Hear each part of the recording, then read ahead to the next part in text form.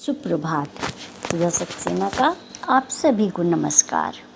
यदि आपने अभी तक मेरा चैनल सब्सक्राइब और लाइक नहीं किया है तो कृपया उसे अवश्य कर लें। आज कोरोना महामारी ने हम सब के जीवन को भयावह बना दिया है।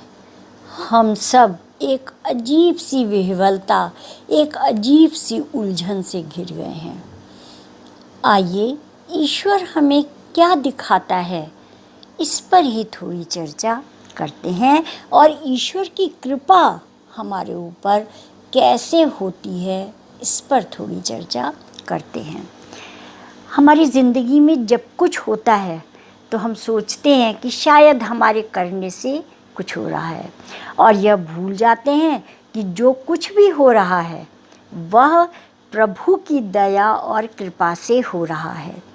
बहुत बार जब ज़िंदगी में कोई मुश्किल आती है तो इंसान घबरा जाता है और सोचता है, लगता है प्रभु ने मुझे छोड़ दिया है, प्रभु मेरा ख्याल नहीं कर रहे।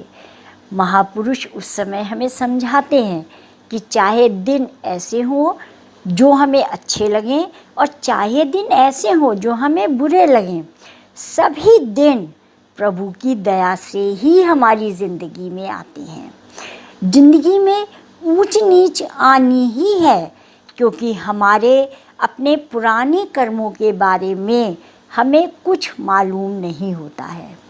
और सब सर्वप्रमुख बात कि हम भौतिकता की ओर इतनी अधिक आकर्षित हो जाते हैं कि हम खुद नहीं समझ पाते कि हम कहाँ सही कर रहे हैं और कहाँ गलत कर रहे हैं। एक बात समझने की है कि प्रकृति हमारा सहयोग कर सकती है, हमारा जीविकोपार्जन कर सकती है, हमें जीवित रख सकती है, लेकिन हमारी असीम इच्छाओं को वो नहीं पूर्ण कर सकती है। उसकी भी अपनी एक सीमा है। और जिस समय हम भौतिकता में आकृष्ट हो करके प्रकृति का दोहन करने लगते हैं या प्रकृति के विरुद्ध में जाने लगते हैं, उस समय हमारे खिलाफ प्रकृति खड़ी हो जाती है। और शायद आज भी यही हो रहा है, लेकिन उसमें भी हमारी कुछ भलाई होती है। हमें प्रकृति याद दिलाती है कि हम कहाँ गलत थे। हमें सोचने पर, विचार करने पर प्रकृति विवश कर रही है कि हम स्वयं अपने अंदर जाएं और पूछें कि हमने कहाँ गलती करी है और उन गलतियों को हम सुधारने का प्रयत्न करें। हमें ज़िंदगी ऐसी जीनी चाहिए जैसे प्रभु की इच्छा से ही सब कुछ चल रहा है, उन्हीं के इशारे पर सब कुछ होता है। अगर यह बात इंसान की समझ में आ जाए तो वह हर समय खुश रहेगा, हर समय शांत रहेगा, उसमें इच्छाओं की हलचल नहीं होगी और तभी वह असलियत को जान पाएगा। प्रभु में विश्वास होना सबसे ज़्यादा ज़रूरी है। अगर विश्वास नहीं हो तो इंसान कुछ नहीं कर सकता। हम सबके कर्म अलग अलग हैं, हम सबकी ज़िंदगी भी अलग अलग है। कुछ दिन ऐसे आएंगे जो कि सुख चैन से भरे होंगे, कुछ दिन ऐसे आएंगे जो दुख दर्द से भरे होंगे, क्योंकि सुख और दुख दोनों जोड़े में हैं, जैसे रात और दिन जोड़े में हैं। यदि दुख है तभी हमें सुख की भी अनुभूति होती है। यदि केवल सुख ही सुख हो तो हम सुख की अनुभूति कर ही नहीं पाएंगे। इसलिए ही वो एक दूसरे के बाद आता है। और जैसा आप सब जानते हैं कि भौतिक संसार परिवर्तनशील है, यहाँ पर कोई भी स्थिति स्थिर नहीं होती है, वह लगातार परिवर्तित होती रहती है। जब हम दुख दर्द से भरे हों तो हमें घबराना नहीं चाहिए, हमें अपना ध्यान प्रभु की ओर रखना चाहिए। ज़िंदगी तो चलती रहती है, कहीं पर लेन देन और कहीं पर नुकसान, कहीं पर फ़ायदा, यह सब तो ज़िंदगी, इंसान की ज़िंदगी में होता ही रहता है। यह सब बाहरी जीवन है।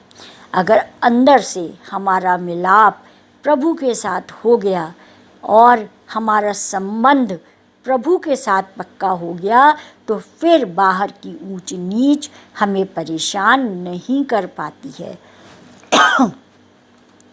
हम सबको उस अवस्था तक पहुंचना है और वहाँ हम तब पहुँचेंगे जब हम ध्यान अभ्यास में बैठेंगे।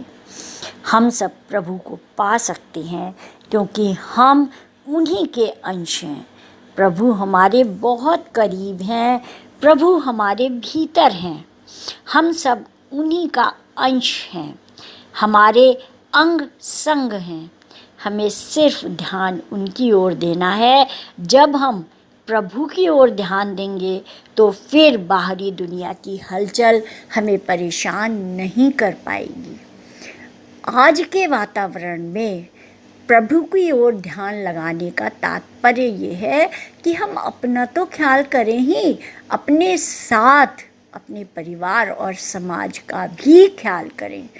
जो कुछ हम कर सकते हैं वो परहितार्थ करें और दूसरों को बचाने की चेष्टा करें। जो स्वस्थ हैं, जिनकी इम्यूनिटी अच्छी है, प्रतिरोधात्मक क्षमता अच्छी है, वो बढ़ कर के औरों का सहयोग करें। आज के दिन की, आज के समय की, इस कठिन घड़ी की मांग यही है। आज इतना ही। धन्यवाद।